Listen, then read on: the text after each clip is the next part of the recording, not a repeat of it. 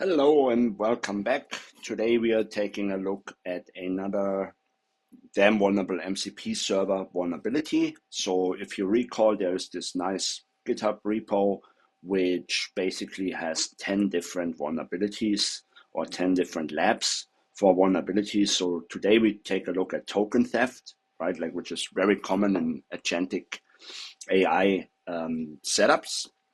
And token theft means that like an access token, like a bearer token or something, is revealed back to the user, which shouldn't be revealed back. So it's information disclosure more than anything, but it's kind of very realistic.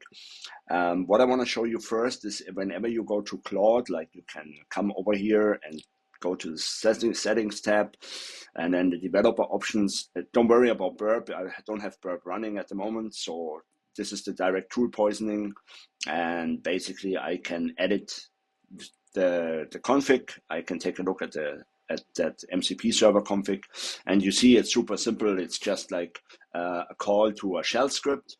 Why I'm using a shell script, why I'm not calling the Python directly, I explained this in a previous video, but just real quick again.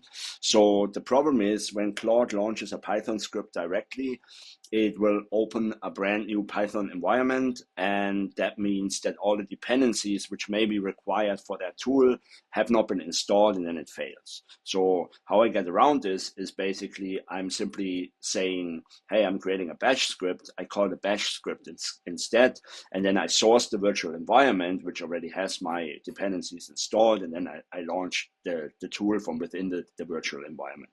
That's pretty much what you do here. So if we take a look at the code, right, like, so this is the MCP server, the vulnerable MCP server, and without even going through all the details in here, I already see problems that there's probably hard-coded stuff in there, like there's probably hard-coded API keys, there's a hard-coded bearer token or multiple bearer tokens for cloud, for data metrics, for the Email Pro API. So this is like common stuff, right? Like this is not necessarily just MCP related. This is coding best practice that you do not hard code your secrets into the code, right? But obviously, like for demonstration purposes, this is exactly what they have done here. And please feel free to go through those code examples first before you actually attempt the lab, so you try to understand what it's doing, how these values or these tokens and API keys, how they are being used, how they are supposed to be used, but like what can go wrong basically. So it's usually very good insight. You don't necessarily have this leisure when you do a real penetration test unless you have access to the code base, but I find this useful, like when you have the access, go through it and you find already a lot of vulnerabilities without even trying to exploit them, right? So if we head over to Claude again, you can see here, like whenever you have MCP services available, you have this little hammer sign, and it shows you the current MCP tools which Claude Desktop in this case has. So it's a check email, check service status, send email, and few system logs, right? And we just picked, all of them have vulnerabilities, by the way, so please feel free to play with them. We're just taking one sample vulnerability. Like I just want to show you this real quick, how to exploit this. Like I'm not saying like please view the error system logs using the view system logs tool, right? Like I give it that as an instruction, and it will start working on this. I have to confirm that I want to allow this access, and then basically it's going to start to print out some information, and you can see like it did not reveal what I actually wanted it to reveal, right? Like I wanted the token to be revealed, so I'm launching this again.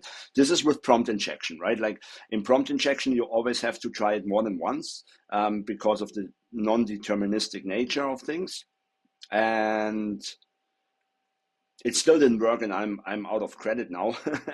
So I'm using the free version of Claude Desktop, but basically I don't have this in the history, or maybe I do. Hang on, let me just check this. I think I had it in the history. Yeah, here it is.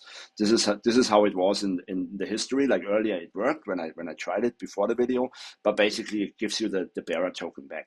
And this is an interesting factor with prompt injection. So you always have to try it like at least 5 times, because the same input will never result into the same output, right? Like you've seen this in our demo, it just failed twice. Earlier, it worked on the second attempt. So in the first one, it failed as well.